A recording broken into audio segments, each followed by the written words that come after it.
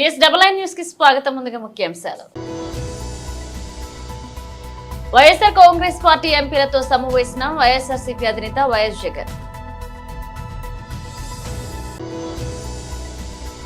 ప్రతిపక్ష ప్రసారం. తెలంగాణలో బీఆర్ఎస్ నేతల ప్రెస్ మీట్. గెల్లు శ్రీనివాస్ యాదవ్.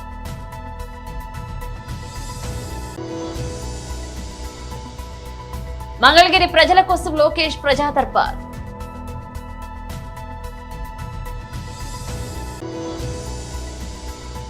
కాంగ్రెస్ ప్రభుత్వం ఏర్పడి 6 నెలలు గడిచిన విద్యాశాఖ మంత్రి లేక సమస్యల సుడిగుండంలో విద్యాశాఖ. రిలయన్స్ వ్యాపార సామ్రాజ్యంలో కీలక వ్యక్తిగా ఉన్న పరిమళ్ సత్వాని ఏపీ కోటాలో రాజ్యసభ అవకాశం దక్కించుకున్న సంగతి తెలిసిందే. ఇక 2020లో వైసీపీ నుంచి రాజ్యసభకు ఎంపికైన నలుగురులో పరిమళ్ నత్వానీ కూడా ఉన్నారు. నత్వానీకి వైసీపీతో ఎలాంటి సంబంధం లేకపోయినా ముఖేష్ అంబానీ కారణంగా అప్పటి ముఖ్యమంత్రి జగన్ ఈ మేరకు నిర్ణయం తీసుకున్నారు. ఇక ఇటీవలే అసెంబ్లీ ఎన్నికల్లో వైసీపీ ఘోర పరాజయం పాలైంది. లోక్సభ ఎన్నికల్లో ఆ పార్టీకి తీవ్ర నష్టం వాటిల్లింది. ఈ నేపథ్యంలో నేడు పరిమళ్ నత్వానీ వైసీపీ అధినేత జగన్ ను కలవడం ప్రాధాన్యతను సంతరించుకుంది. ఇవాళ జగన్ వైసీపీ ఎంపీలతో సమావేశమయ్యారు. వైసీపీ లోక్సభ, రాజ్యసభ ఎంపీలు ఈ సమావేశంలో పాల్గొన్నారు. విజయసాయిరెడ్డి, వైవి సుబ్బారెడ్డి, పిల్లి సుభాష్ చంద్రబోస్, మిథున్ రెడ్డి, అవినాష్ రెడ్డి, గురుమూర్తి, పరిమళ్ నత్వానీ తదితరులు ఈ సమావేశంలో పాల్గొన్నారు. భవిష్యత్ కార్యాచరణపై జగన్ తమ పార్టీ ఎంపీలతో చర్చించినట్లుగా తెలుస్తోంది. ఈ సమావేశంలో రాష్ట్ర ప్రభుత్వ మాజీ సలహాదారు సజ్జల రామకృష్ణారెడ్డి కూడా పాల్గొన్నారు.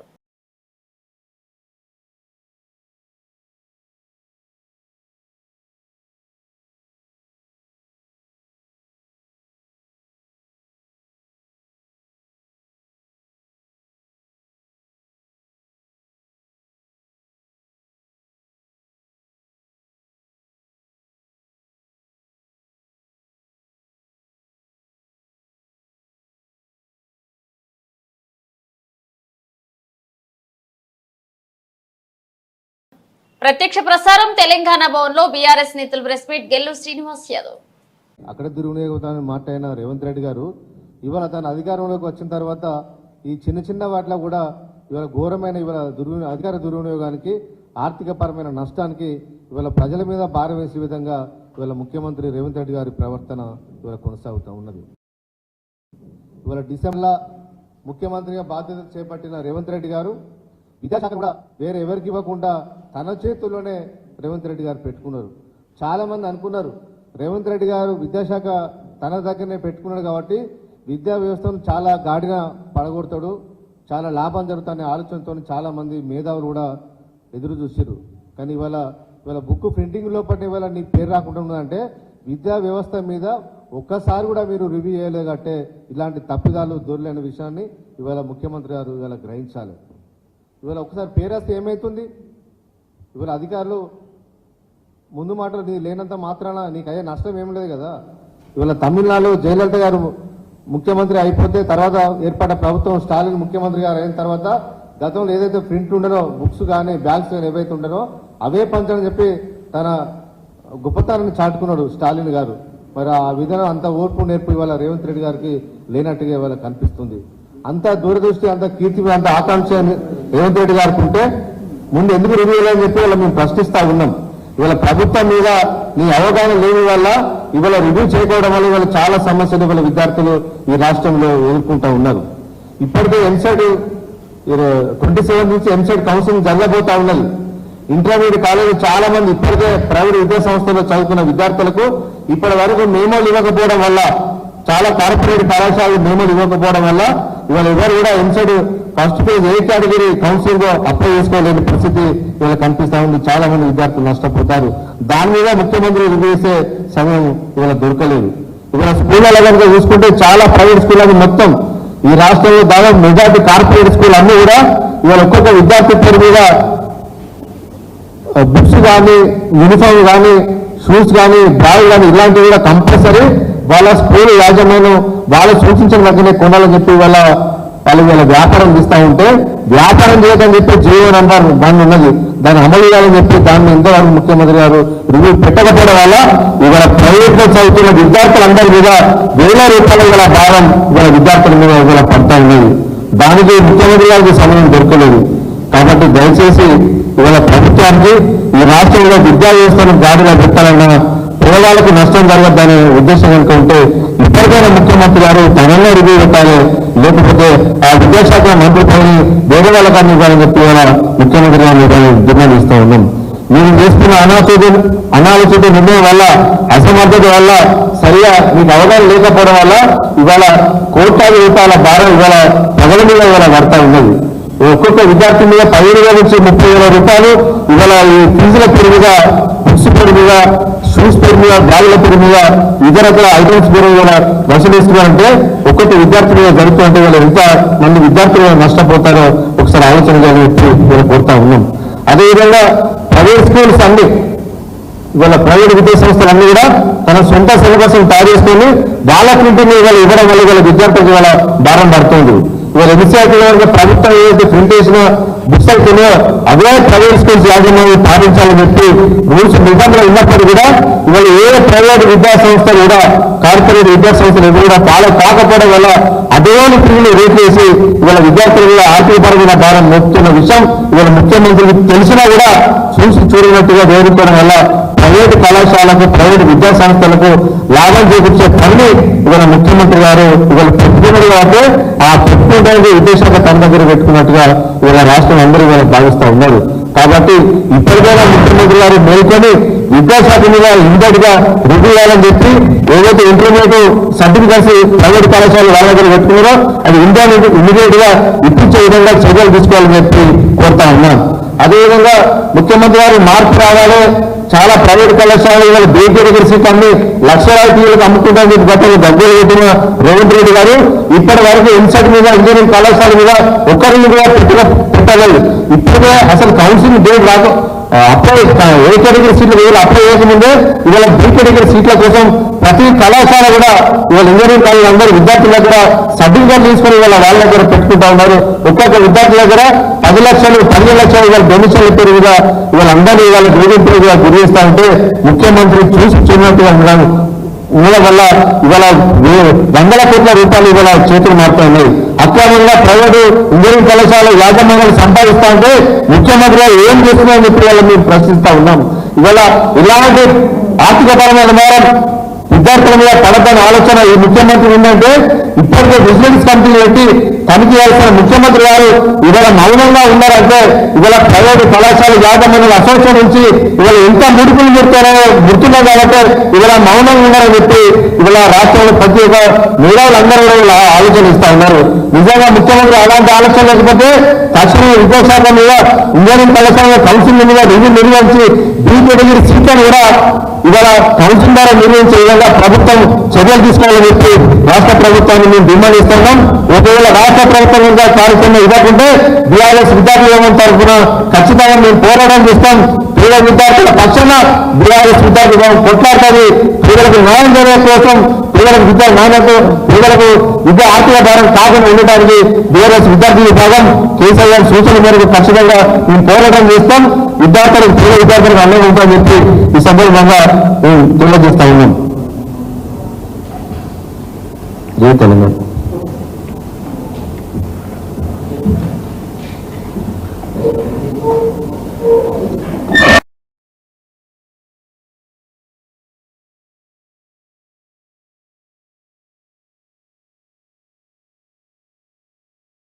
మంగళగిరి నియోజకవర్గ ప్రజల కోసం ప్రజా దర్బార్ నిర్వహించినట్లుగా ఏపీ మినిస్టర్ నారా లోకేష్ చెప్పారు. శనివారం ఉదయం 8 గంటలకు కొండవల్లిలోని తన నివాసంలో ప్రజలను కలిసినట్లుగా వివరించారు. భారీ మెజార్టీతో గెలిపించి తనపై మంగళగిరి నియోజకవర్గ ప్రజలకు మరింత బాధ్యత పెట్టారని చెప్పారు.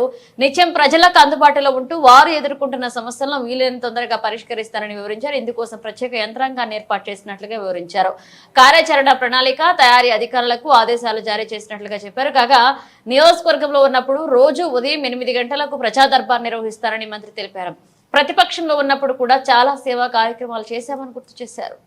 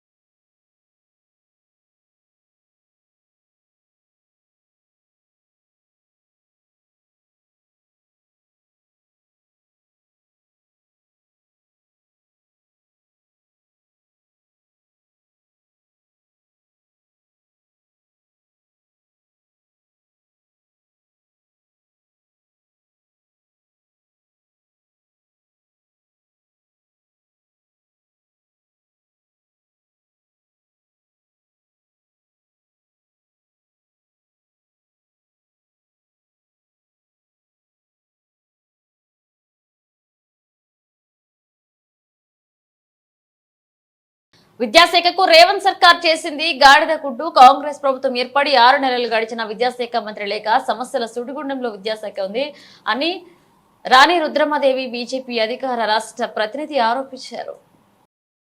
తెలంగాణ రాష్ట్రానికి విద్యాశాఖ మంత్రిని ఇచ్చిందా కాంగ్రెస్ ప్రభుత్వం అంటే గాడిద గుడ్డిచ్చింది. తెలంగాణ రాష్ట్రానికి విద్యాశాఖ మంత్రి లేడు. ఆ విద్యాశాఖ పరిధిలో తెలంగాణ రాష్ట్రంలో ఉన్నటువంటి దాదాపుగా స్కూల్ ఎడ్యుకేషన్ లో మీకు నేను నెంబర్ కూడా చెప్తాను. స్కూల్ ఎడ్యుకేషన్ డిపార్ట్మెంట్ కింద 26,067 స్కూల్స్ ఉన్నాయి తెలంగాణ రాష్ట్రంలో. ఈ 26,000 స్కూల్స్ ని జిల్లా పరిషత్ మండల పరిషత్ కింద డివైడ్ చేస్తే మనకు పర్యవేక్షణ చేయడానికి అసలు ఈ స్కూళ్ళల్లో పిల్లలకు పాఠాలు చెప్తున్నారా చెప్తలేరా, ఉపాధ్యాయులు వెళ్తున్నారా వెళ్తలేరా అని చూడడానికి జిల్లాలకు వారీగా డిఈఓలను పెడతారు. మనకు 33 జిల్లాలుంటే 33 జిల్లాలలో 26 జిల్లాలకు డిఈఓ పోస్టులు గాడిద గుడ్డు 0. 26 జిల్లాలకు డిఈఓ పోస్టులు లేవు. ఇవాళ వాళ్ళ తర్వాత డిప్యూటీ ఎడ్యుకేషన్ ఆఫీసర్స్ ఉంటారు. వాళ్ళు 62 మంది ఉండాలి తెలంగాణ రాష్ట్రం. 62 మందికి 58 మంది ఖాళీ, ఇంకొక 4 పోస్టులలో ఉంటే ఆ 4 కూడా వేరే శాఖలల్లో వేరే పనులకు బదిలీ చేసినారు. అంటే ఇవాళ డిప్యూటీ ఎడ్యుకేషన్ ఆఫీసర్లు తెలంగాణ రాష్ట్రంలో 0. అంటే కాంగ్రెస్ ప్రభుత్వము డిప్యూటీ ఎడ్యుకేషన్ ఆఫీసర్లకు గాడిద గుడ్డిచ్చింది స్కూళ్లకు అని అర్థం. దాని తర్వాత మండలాలు 615 మండలాలు ఉన్నాయి తెలంగాణ రాష్ట్రంలో. 615 మండలాలలో మండలానికో ఎంఈఓ ఉండాలి. ఆ మండలంలో ఉన్నటువంటి స్కూల్స్ అన్నిటిని కూడా పర్యవేక్షణ చేయడానికి. సిగ్గుపోతుంది చెప్పుకుంటే 17 మంది ఎంఈఓలు ఉన్నారు తెలంగాణ రాష్ట్రంలో. మిగిలిన ఎంఈఓలు ఎక్కడ పోయినరు? కాంగ్రెస్ ప్రభుత్వం ఏమిచ్చింది అని అంటే మనకు గాడిద గుడ్డు. దీని తర్వాత ప్రభుత్వ పాఠశాలలలో ఉపాధ్యాయుల పోస్టులు 22,000 పోస్టులు ఖాళీ ఉంటే 11,000 పోస్టులకి మాత్రమే నోటిఫికేషన్ ఇచ్చి ఇంకా అప్లికేషన్లే తీసుకుంటున్నారు. ఇంకా అప్లికేషన్ల కానే ఉన్నది ఆ కథంతా. ఇవాళ ముఖ్యమంత్రి పోస్టుకు మాత్రం ప్రభుత్వంలోకి రాకముందే, అధికారంలోకి రాకముందే డేటు టైము మొత్తం ఫిక్స్ అయింది. కానీ ఇవాళ బడులను బాగు చేయడం కోసము, విద్యాశాఖ మంత్రిని నియమించడం కోసము, డిఈఓలను నియమించడం కోసము, ఎంఈఓలను నియమించడం కోసము, డిప్యూటీ ఎడ్యుకేషన్ ఆఫీసర్లను నియమించడం కోసము, బళ్ళల్లా టాయిలెట్లు కడిగి ఊడ్చే స్కావెంజర్స్ ను నియమించడం కోసము, పాఠాలు చెప్పే ఉపాధ్యాయులను నియమించడం కోసం మాత్రం ముఖ్యమంత్రికి ఈ రోజు వరకు కూడా టైం సరిపోతలేదు. వాసవి క్లబ్ యాదాద్రి భువనగిరి వారి ఆధ్వర్యంలో శుక్రవారం రోజున కీర్తిశేషులు సోమ సత్యమ్మ జ్ఞాపకార్థం వారి కుటుంబ సభ్యులు సహృదయ అనాథాశ్రమంలో అన్నప్రసాద వితరణ జరిగింది. ఈ కార్యక్రమంలో వారి మనవడు సోమ సత్యకృష్ణ, క్లబ్ అధ్యక్షుడు జిడిగం లక్ష్మయ్య, మాజీ అధ్యక్షుడు తాటిపల్లి రవీంద్ర, సెక్రటరీ సుగ్గుల చంద్రశేఖర్ పాల్గొన్నారు.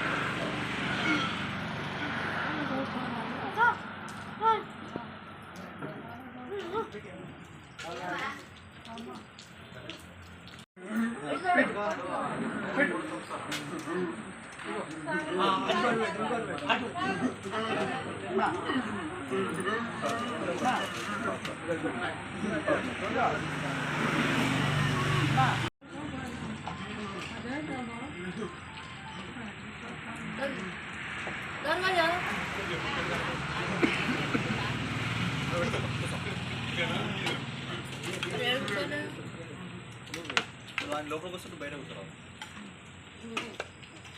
మీరు కూర్చోరా కూర్చుంటే కదా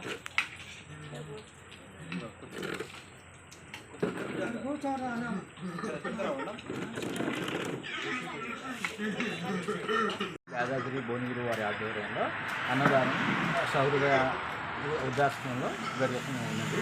దీనికి కానీ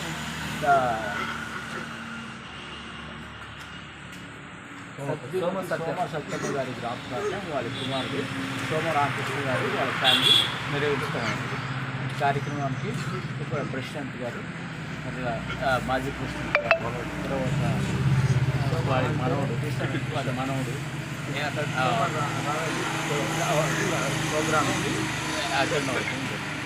రాష్ట్ర ప్రజల భవిష్యత్తును స్వర్ణమయం చేసేందుకు ముఖ్యమంత్రి చంద్రబాబు కంకణబద్దులయ్యారని ఏలూరు ఎమ్మెల్యే బడేటి చంటి అన్నారు. అది ఇదే స్ఫూర్తితో 3 లక్ష్యాలను సాధించేందుకు సీఎం చంద్రబాబు 5 సంతకాలను చేశారన్నారు. ఏలూరు పవర్పేటలోని ఎమ్మెల్యే క్యాంప్ కార్యాలయంలో నిర్వహించిన మీడియా భేటీలో పలువురు లబ్ధిదారులతో కలిసి ఆయన మాట్లాడారు. అనుభవజ్ఞులైన చంద్రబాబుపై ప్రజల్లో ఉన్న అంచెలంచెలమైన విశ్వాసమే కూటమి విజయానికి కారణమైందన్నారు. ప్రజలిచ్చిన అధికారాన్ని బాధ్యతగా స్వీకరించి చంద్రబాబు ముఖ్యమంత్రి అయిన వెంటనే ఆ దిశగా చర్యలు ప్రారంభించారన్నారు. ఇక అందులో భాగంగానే సంక్షేమం, అభివృద్ధి, ఉపాధి అనే 3 అంశాలపై ప్రామాణికంగా తీసుకుని mega DSC, land titling act రద్దు, సామాజిక పెన్షన్ల పెంపు, అన్నా క్యాంటీన్ల పునరుద్ధరణ, నైపుణ్య గణనకు సంబంధించిన 5 ఫైళ్లపై సీఎం చంద్రబాబు సంతకాలు చేసి ప్రజాప్రభుత్వానికి అంకురార్పణ చేశారని ఎమ్మెల్యే చంటి స్పష్టం చేశారు. అదేవిధంగా 5 పథకాల అమలు ద్వారా లబ్ధి పొందే వారిలో ఎమ్మెల్యే క్యాంపు కార్యాలయం సందడిగా మారింది. ఏదైతే Telugu Desam party, Janasena party, BJP Andhra Pradesh ప్రజలకి ఏదైతే వాగ్దానం చేసి సంక్షేమము, అభివృద్ధి, ఉపాధి ప్రతి ఒక్కరికి కల్పిస్తామని ఏదైతే చెప్పారో దాంట్లో మొదటి ప్రతిపాదకనే సీఎంగా చంద్రబాబు నాయుడు గారు ప్రమాణ స్వీకారం చేయడంతో మరి 3 తగ్గట్లుగా 5 వాటి మీద సంతకాలు చేయడం జరిగింది. ఏదైతే డిఎస్సి ఉపాధి మీద హామీ ఇచ్చారో ఆ ఉపాధికి సంబంధించి తప్పనిసరిగా అందరికీ కూడా ఏదైతే ఉద్యోగాలు ఇస్తామని చెప్పి ఇచ్చారో మొత్తం అందరూ కూడా టీచర్లందరికీ కూడా డిఎస్సి ద్వారా 16,000 చిల్లర ఉద్యోగాలు భర్తీ చేయడం జరిగింది. అలాగే మరి ప్రజలందరికీ ఉపయోగపడాలి అనే ఉద్దేశంతో ఏదైతే ల్యాండ్ టైటిలింగ్ యాక్ట్ తీసుకొచ్చారో దానివల్ల అందరూ కూడా ఇబ్బంది పడతారు ప్రజలందరూ కూడా అని చెప్పి దాన్ని మరి రద్దు చేయడం జరిగింది. అలాగే పెన్షన్ల విషయంలో 4,000 రూపాయలు పెన్షన్ ఇస్తామని చెప్పి ఏదైతే హామీ ఇచ్చారో మరి అది తొలి సంతకం పెడతానని చెప్పలేదు. అయినప్పటికీ కూడా దాన్ని కూడా పరిగణలోకి తీసుకుని తెలుగుదేశం పార్టీ అంటే ఒక నమ్మకంతో ప్రజలు గెలిపించారు. భారీ మెజార్టీలు ఇచ్చారు ప్రజలందరూ కూడా. వాళ్ళ విశ్వాసాన్ని చూరగొనాలని ఉద్దేశంతో మరి పెన్షన్లు కూడా వెంటనే 4,000 రూపాయలు చేయడం జరిగింది. అలాగే అన్నా క్యాంటీన్ల మీద ఏదైతే అందరికీ హామీ ఇచ్చి అన్నా క్యాంటీన్లు మేమందరం కూడా సంవత్సరం పొడుగుతా చాలా నియోజకవర్గాల్లో మరి నడుపుతున్నాము. ఆ అన్నా క్యాంటీన్లు మళ్ళీ అలాగే జరపాలన్న ఉద్దేశంతో మరి అన్నా క్యాంటీన్లు కూడా ప్రతి నియోజకవర్గంలో కూడా ఏర్పాటు చేయడానికి జరిగింది. అలాగే ఉపాధితో పాటు డెవలప్మెంట్ ఉండాలి, అలాగే వాళ్ళందరికీ కూడా నేర్పరితనం ఉండాలన్న ఉద్దేశంతో స్కిల్ డెవలప్మెంట్ మళ్ళీ కూడా పరిగణలోకి తీసుకుని దాన్ని కూడా ప్రతి ఒక్కరికి కూడా ఉపయోగపడేదాకా తీసుకుని వాళ్ళ స్కిల్ ఆధారంగా ఉద్యోగాలు ఇచ్చేటట్టుగా దాన్ని కూడా మరి పరిగణలోకి తీసుకుని దాని మీద కూడా సంతకం పెట్టడం జరిగింది. తెలుగుదేశం పార్టీ, జనసేన, బీజేపీ కూటమి ఒక నిబద్ధతతో పరిపాలన సాగిస్తుందని చెప్పడానికి నిదర్శనం ఇదే. తప్పనిసరిగా ప్రజలందరికీ తెలియాలి. ఇది వరకు తెలుసుకున్నారు, లోగడ ఏం జరిగిందనే తెలుసుకునే ప్రజలు అత్యంత విశ్వాసంతో మమ్మల్ని అందరినీ కూడా గెలిపించారు. ఏదైతే చంద్రబాబు నాయుడు గారి నాయకత్వం పట్ల అచంచలమైన విశ్వాసం ప్రజల్లో ఉందో ఆ విశ్వాసాన్ని ఆయన చూరగొనాలి. తప్పనిసరిగా నేను ఆంధ్రప్రదేశ్ని ముందుకు తీసుకెళ్లాలి అనే ఉద్దేశంతో మరి మినిస్ట్రీలు కూడా ఎవరైతే అనుభవజ్ఞులు ఉన్నారో పోలవరం ప్రాజెక్టు మీద కానీ అలాగే అమరావతి మీద కానీ అనుభవజ్ఞులకి ఇచ్చి తప్పనిసరిగా రేపు రాష్ట్ర అభివృద్ధిలో వాళ్ళ తోడ్పాటుతో పాటు ఉద్యోగ అవకాశాలు ఉండేటట్టుగా మరి నారా లోకేష్ గారికి మరి ఐటీ ఇచ్చి ఐటీ రంగాన్ని దాన్ని ముందుకు ప్రోత్సహించి తప్పనిసరిగా ప్రతి ఒక్కరికి కూడా ఉపాధి ఉండేటట్టుగా ఇది మొదటిదే. రేపు రాబోయే రోజుల్లో ఎంతకెంత ఉపాధి అవకాశాలు యువతకి కల్పిస్తాయి. యువత పార్టీ గెలవటంలో ముఖ్య పాత్ర పోషించింది. దానికనే ముందు యువతకి ఉపాధి కల్పించాలనే ఉద్దేశంతోనే డిఎస్సి కానీ స్కిల్ కానీ పెడతాం జరిగింది. ప్రతి ఒక్కరు కూడా తెలుసుకోవాలి. తెలుగుదేశం పార్టీ సంక్షేమం, అభివృద్ధి ముందు తప్పనిసరిగా చేసి ముగించే ముందు హెడ్లైన్స్ మరోసారి. వైఎస్ఆర్ కాంగ్రెస్ పార్టీ ఎంపీలతో సమావేశం వైఎస్ఆర్సీపీ అధినేత వైఎస్ జగన్. ప్రతిపక్ష ప్రసారం తెలంగాణలో బీఆర్ఎస్ నేతల ప్రెస్ మీట్ గెల్లు శ్రీనివాస్ యాదవ్.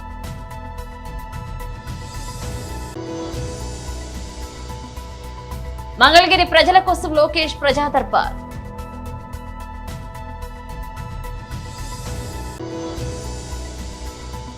కాంగ్రెస్ ప్రభుత్వం ఏర్పడి 6 నెలలు గడిచిన విద్యాశాఖ మంత్రి లేక సమస్యల సుడిగుండంలో విద్యాశాఖ. ఇవి ఇప్పుడు ఒక అప్డేట్స్. మన అప్డేట్స్ తో మళ్ళీ కలుద్దాం.